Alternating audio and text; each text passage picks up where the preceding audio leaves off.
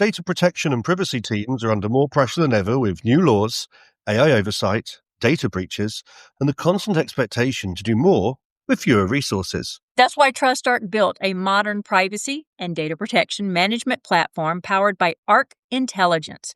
It unifies your tools, automates the work that slows you down, and surfaces what matters most right when you need it. From guided quick actions to our intelligent assistant, Ask Arc, you get credible, contextual answers backed by expert research, not generic AI guesses. Finally, privacy that works the way privacy pros work. Learn how TrustArc helps teams move faster with confidence at trustarc.com/serious-privacy.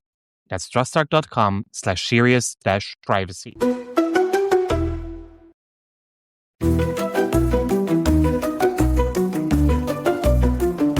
You're listening to Serious Privacy, powered by TrustArc. Here are your hosts, Paul Breitbart, Ralph O'Brien, and Dr. Kay Royal. Hello and welcome. In a often connected world, we find ourselves at somewhat of a disconnect this week as Paul is off at a wedding. And so you've got Kay and myself who are going to walk you through a week in privacy and talk a little bit about some of the things that have happened along the week's timeline, including a little dip into the concerns about facial recognition in the retail environment. Without further ado, my name is Ralph O'Brien. And I'm Kay Royal, and welcome to Serious Privacy. So we're going to catch y'all up a little bit. All right, here we go. Unexpected question. What's your favorite board game? Oh my God, don't get me started. I could be here all day. I have like stacks of board games. Us too. I've just got a copy of, there's a Monty Python and the Holy Grail board game, which I've yet to try. Don't be telling me that. I have to get that from my husband and my kids, that I've never seen it, but I recognize some of the quote. And I've certainly got from the old classics, Carcassonne, Catan, Monopoly, Scrabble, you name it, all the way through to the esoteric, interesting War on Terrors and you name it. I've probably got a stack of it. My current favorite is something called Unstable Unicorns and Exploding Kittens. There you go. Okay, I've seen the Exploding Kittens. I've not heard about the Unstable Unicorns. So that's it. I should have asked which was the last one you played, because the last game we played was Uno No Mercy, and there was no mercy. There was none. There was none. But my favorite, I was going to say, if I had to give up everything else and I could only have one game to ever take, it'd be Scrabble. Yeah, Scrabble's good. Yes. Yeah, my grandmother loved playing it. My mom loved playing it. It's Scrabble. I have jokes. My mother wants to be cremated, so I'm always coming up with these ideas of how do you keep your loved ones with you. And I thought about turning into a pearl or a diamond. My children have told me I can't do that because inevitably they would drop me and lose me, and I'd go rolling down the bus steps and into the sewer, and they'd be screaming, "Yes!" But I did see an interesting one. There's some you can turn into something that they drop into the reef to help rebuild the reef, which was interesting. Oh, that's nice.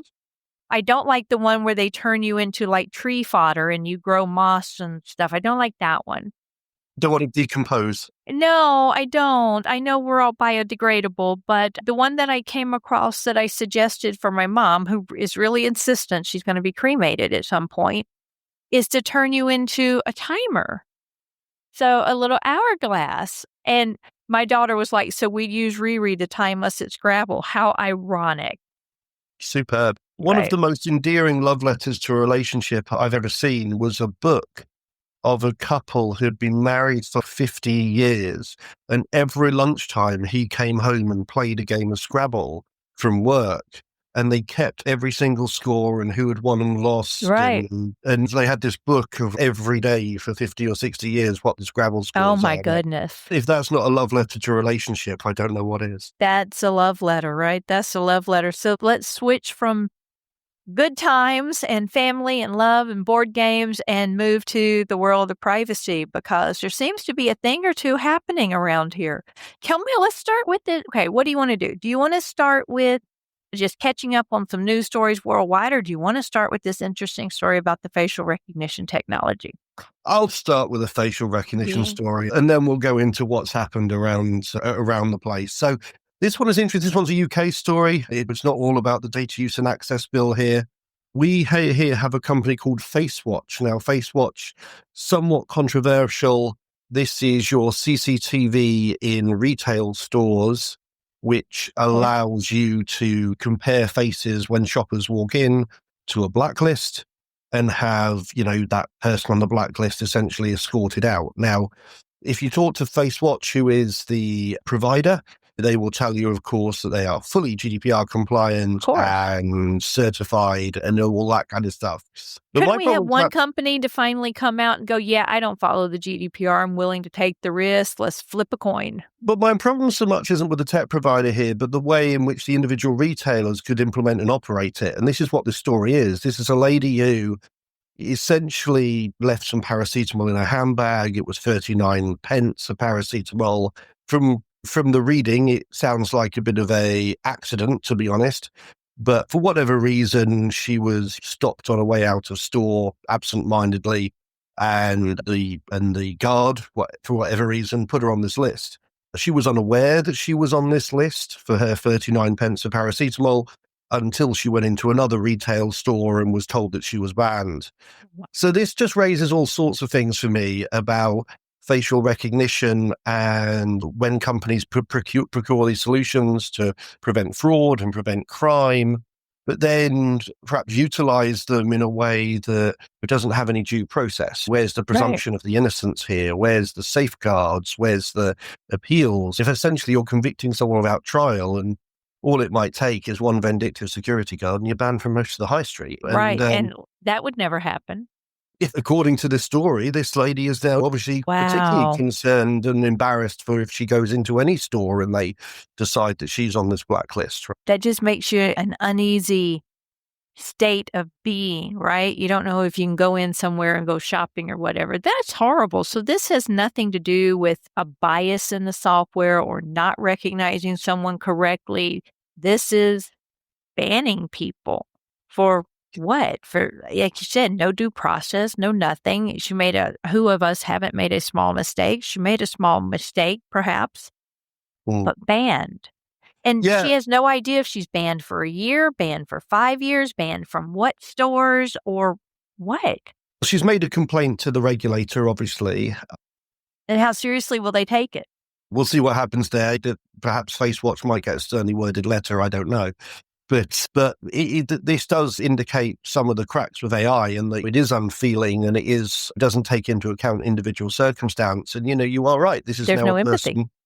Yeah, it has no empathy. All we're doing is doing facial recognition straight from a camera, straight onto a list. And let's face it, the other retailers on the list perhaps don't even have an idea. They just see the fact that this person is on the blacklist and block them.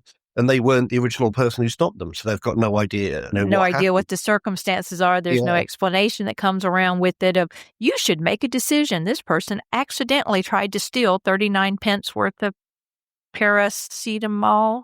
Yeah. Whatever it is. And there's no judgment call there, right? No, I think the problem here is you've got several stages here. Number one, procuring these services and getting the right advice. Number two, how do you train your staff in how to use these services? When do they put someone on? When don't they? How transparent are they in telling people? You've then got the vulnerable groups that this might affect disproportionately. If there was some misidentification or anything, which is historically present. But then there's also no balancing. What if this woman also spent $5 million a year in that store? Do you balance that? Are they going to lose a $5 million customer? Probably not a $5 million customer, but let's be frank. Most of us spend more than 39 pence in a store. Yeah, I mean, there's some wider implications here as well. I'm seeing a massive increase over here in self-service checkouts. First of all, they were in airports. First, they were just in airports, and now I'm seeing them everywhere. And they're all accompanied by the CCTV image, whether that's live recording, facial recognition, or literally just as a deterrent. My view is you either trust me or you don't. Don't try and get out of paying your staff wages and employing staff. Put the labor back on the customer to pack their own bags and do their own checkout, and then moan when you start to lose stuff, right? Exactly. Oh my gosh, that's just horrible. That's Yeah, ridiculous. Well, I think we're going to enjoy seeing some updates on that as it goes, and hopefully we can keep our ear tuned to what the amount is. That would be pretty interesting. And yes, we're sorry, y'all, we didn't mention that Paul's off working. Ralph and I weren't able to meet last week, so we're actually recording this on Monday, June the 9th. So we have that. And we yes. should be back with regularly scheduled programming. Not that y'all would have missed a hitch to know, but we're telling y'all because we believe in the transparency. If you subscribe to your podcast app, they'll just automatically appear in your feed no matter Right. when they're released, right? Just tell everybody to press subscribe. Just automatically download it. Our numbers will triple and quadruple, and you'll get more of the stuff that you love. Exactly. Okay, let's see what else is going out here. South Korea, effective a week ago, officially implemented the global cross-border privacy rules, the global CBPRs, and there's a lot of news going around that. So that is supposed to be like international exchange of information, basically coming out of Asia. And there are quite a few guides out there about how to crosswalk the CBPRs over to the BCRs and things like this. So there's been a lot of move around this one. And Yeah, the GDPR is not the only fruit, right, when it comes to No. cross-border transfers. And no, actually, the CBPRs, what's interesting about that is even though that was supposed to be a Pacific Rim thing, the UK signed up to it. yeah, absolutely. And they should. They should. Also in South Korea, their Personal Information Protection Commission, the PIPC, launched an investigation both into Dior and Tiffany for personal information leaks, including delays in reporting the breach and inadequate technical safeguards. So a key focus was the compromise of employee accounts accessing their software as a service-based customer management system, which is confirmed to have resulted in the incident. So pay a lot of attention to messages you get in email. I know you hear phishing all the time, but AI is making this phishing really, really sophisticated. So your employee accounts can absolutely be compromised, and you may have absolutely no idea. Well, I was privileged enough to do some work in information security in a bank not so long ago. And the bank's sort of network control center they were literally looking at basically AI fighting AI. They were in their security going, look, this is our AI, this is their AI. They're doing AI attacks at scale, and we're having to do AI defense. It was like watching war games play out, right? In fact, on that note, there was also a report from Apple that went out yesterday that was fascinating. That one. It's really interesting. It was about AI, and basically there was a lot about the fact that can AI really think? Can AI make decisions? Can AI be relied upon? And actually, it was for Apple, who is an adopter of AI with their Siri technology and things like that. It was actually quite damning. They were saying, I'll have to pull that up.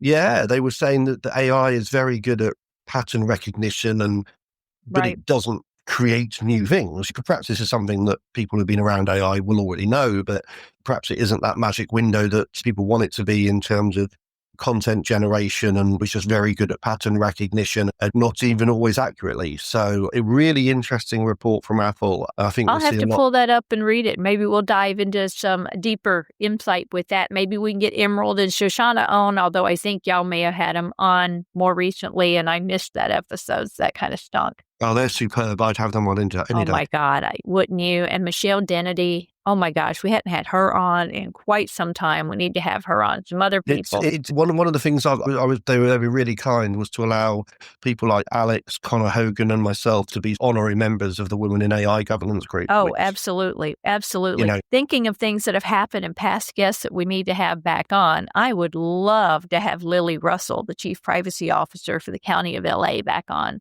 especially given what's going on with LA. Recently, this week over here, I did send her just a little note saying, hope you're doing okay. I'm pretty sure you're busy. Just want you to know that you're in my thoughts and prayers. Because pretty sure she's got some battles on her hands going on right now, too. I can imagine, yeah. Okay, back to what you got. Yeah, talking of battles, you mentioned to me about the big bill. Yes, so this big, beautiful bill that one of the writers in there is it would forbid states from having AI laws. So the federal would preempt the states, bar none. And I think even 10 years, something. Even one of the idiot ones came out and said, I didn't know that was in there. If I'd known that was in there, I wouldn't have voted for it. Please. But I think it has died a death. I don't think it got the leverage that it needed for the second half. And so I think it's dead. Doesn't mean it won't come back around. But there's some pretty nasty fights going on over here. I'm sure they're making the news for y'all too. We're not going to dive into those. But okay. Australia, on May 30th, the cybersecurity, which is ransomware payment reporting rules of 2025, entered into force, establishing reporting requirements for organizations under the Cybersecurity Act. All Australia private and public organizations making a ransomware payment directly or through third parties must submit a payment report to the government within 72 hours. That's interesting, pretty wild. Also from Australia, I'm also seeing here that Starlink internet services have received a warning from the Australian Communications and Media Authority for not complying with record-keeping rules. Yes. Including complaints and data breaches and things like that. Now, again, we're starting to see a lot of other regulators. This is the Communications and Media Authority. Over in Europe, we've seen the Bundeskartellamt, the German anti-competition authority, and people like that. So we're starting to see a lot of regulators who are almost outside of data protection, using data protection as a lever. Right. You know, it may be that you don't even have to talk to data protection regulators. It might be talking across the Might be something else. Speaking of regulators, so Sweden, the privacy authority, IMY, launched an investigation into Securitas to determine whether it's conducting camera surveillance inside its patrol vehicles, and if so, if there is a valid basis under GDPR for this. So apparently Sweden is taking a big priority focus on employers and employees, which is a bigger focus over here as well. But as you may know, employees are not included in most privacy legislation in the U.S. But Sweden is taking a look on that. But we turn back into Lithuania. So the Data Protection Inspectorate established recommendations on the application of personal data protection requirements when drafting legal acts in the public sector. New legislation drafted based on these recommendations will impact private organizations by setting enhanced standards for data privacy and protection, dictating how they must collect, process, and retain personal data. So I'm not sure they're giving us full transparency into their rationale and their decision making, but they're stepping up. So this ought to be fun, right? We've already seen some stuff in Germany with Neub as well. Oh, yeah. And a regional court has an interim injunction by the German Consumer Rights Organization against Meta because Meta's practice of training AI violates the GDPR without, prior explicit consent of its users. Whilst it's the interim injunction to halt the training wasn't granted, that doesn't preclude it from the next court up. And we're also seeing it from the Hamburg Data Protection Authority with an urgency procedure at across Europe EDPB level against the Irish Data Protection Commission, trying to get the DPC to stop Meta to do it as well. Neub and the Germans are putting pressure on the Irish, who in turn should put pressure on Meta. So the AI training thing rumbles on. Rumbles on. CNIL, as long as we're over there in Europe, let's talk about CNIL a little bit. They issued an analysis on the GDPR's economic impact on cybersecurity. They said that they identified three main types of externalities: those affecting business, those influencing cyber criminals, and those impacting customers with data breaches. Estimated that due to the GDPR's breach notification requirement alone, barring everything else, between €90 and €219 million in cyber damages from identity theft have been prevented in France since 2018. And 585 to 1.4 billion across the EU. So I have not read that report in detail, but it sounds like there may be some pretty fascinating stats in there that we can pick up and start using as part of our influencing deck, right? There's almost too much stats going on. I've been looking at Lithuania has got a national cybersecurity status report with a 63% registered cyber incidents increase as well. You've got increased information coming out of the Scandinavian countries, Denmark, Finland, and Sweden. In fact, the Nordic authorities had their own annual meeting with a report that came out of that as well. You've got the European Commission, who have got reports coming out of Digital Services Act on age verification measures. You could do nothing but read the report. You could do nothing but read the report. Some weeks we have slow weeks. Some weeks we think we have slow weeks. And then we start digging into the news and it's, oh my goodness, we're being slammed. They may be little darts, but when you get slammed with 100 of them, they hurt. So speaking of which, Quebec, Canada is actually rolling out legislation, I believe, on non-consensual sharing of intimate images. I think it came into effect. Victims have access to legal recourse, and there could be a fine of $50,000 per day for the first offense or 18 months in jail. So Quebec is moving right along. If y'all haven't been watching Quebec, quit thinking Canada has no teeth. It is definitely teasing right now. You can feel the pain. It's teasing. Quebec were the first to pass the law that extended Piperter to almost GDPR levels as well. So, in fact, I've had a couple of consultancy clients in the home nations up there as well who wanted to do a report about their preparedness for the new Quebec. It was a bill back then, but now it's law. Bill 25. Is that right? Yeah, but now it's law, obviously. So Law 11. Yeah, we have to remember the numbers when it became a law. Yeah, I've forgotten the number as well, annoyingly. But you people forget that, yes, we've got Piperter in Canada, but it's a federal system, and therefore every territory is able to pass its own legislation, and a lot of them aren't waiting for a new federal legislation. They're going for it Quebec has an themselves. added provision about the French-Canadian part. So you also have to make sure that you usually have dual languages there as well. This reminds me back when the GDPR was coming to effect, when I was at TrustArc.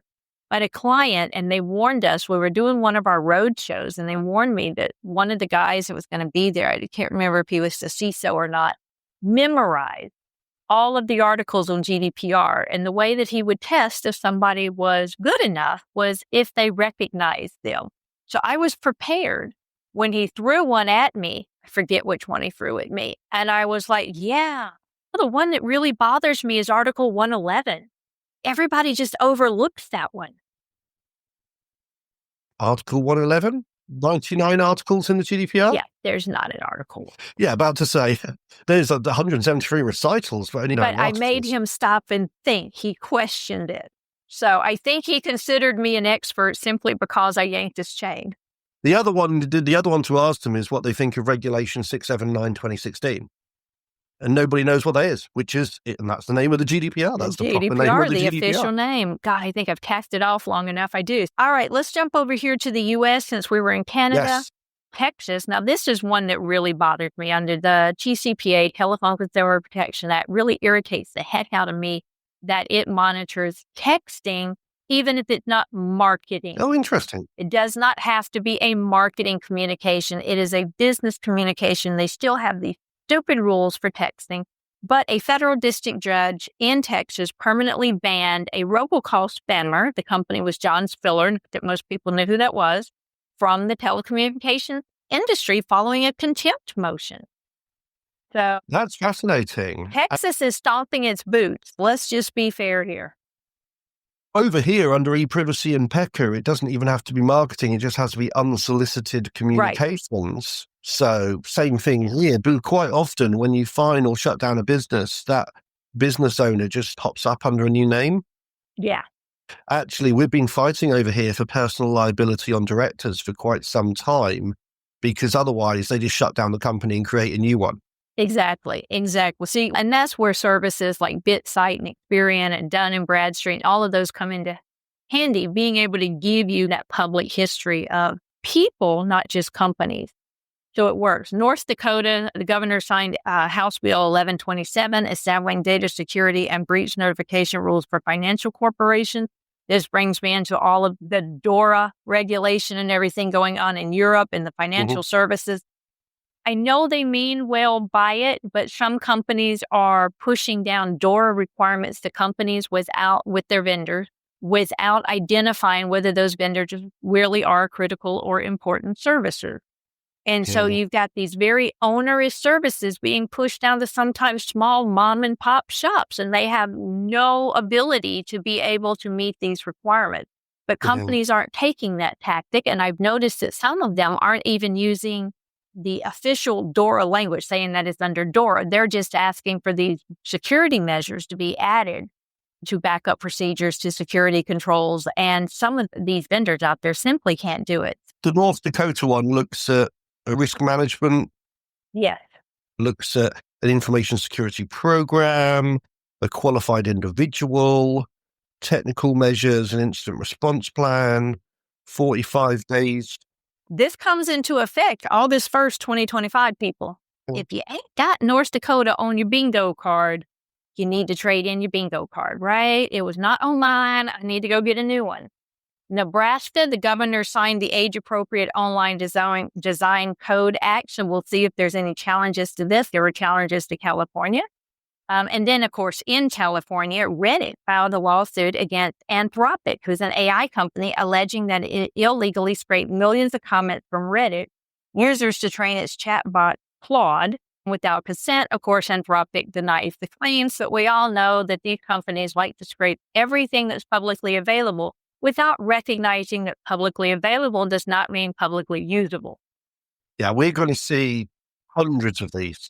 Oh, we are. Absolutely. I like seeing the lawsuit, though.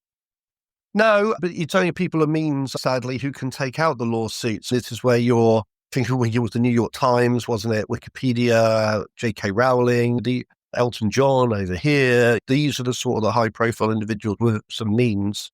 Well, again, privacy as a luxury item. Yeah, it's a problem, isn't it?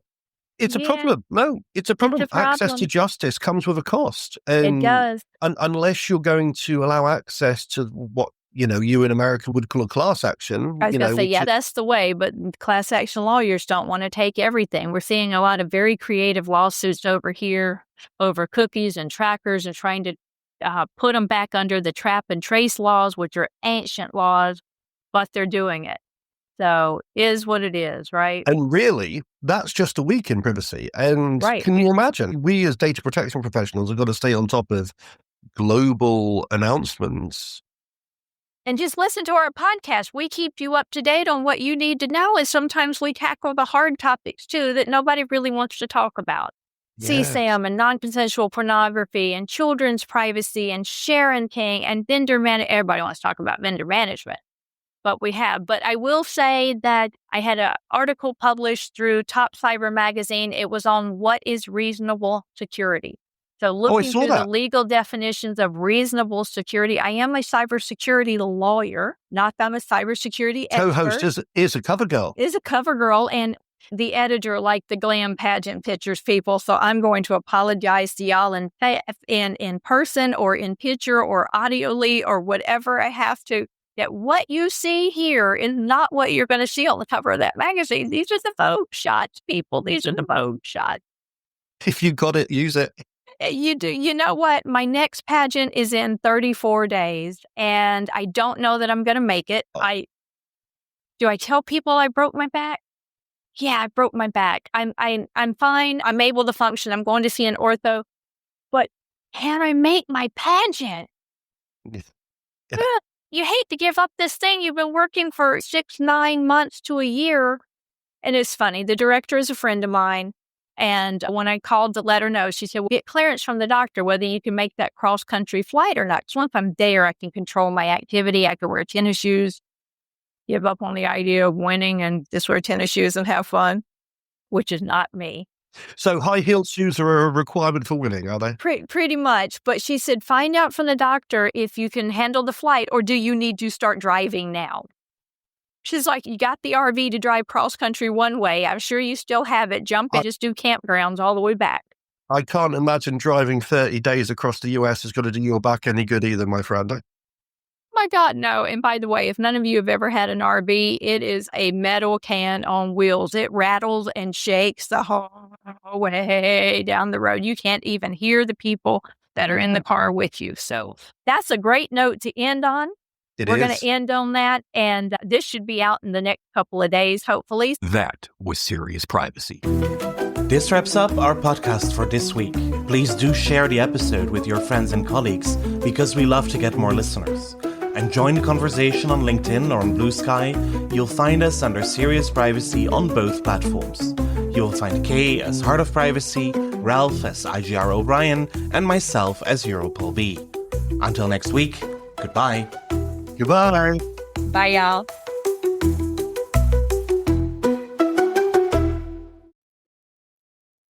If you're a data protection or privacy professional, you already know the pressure.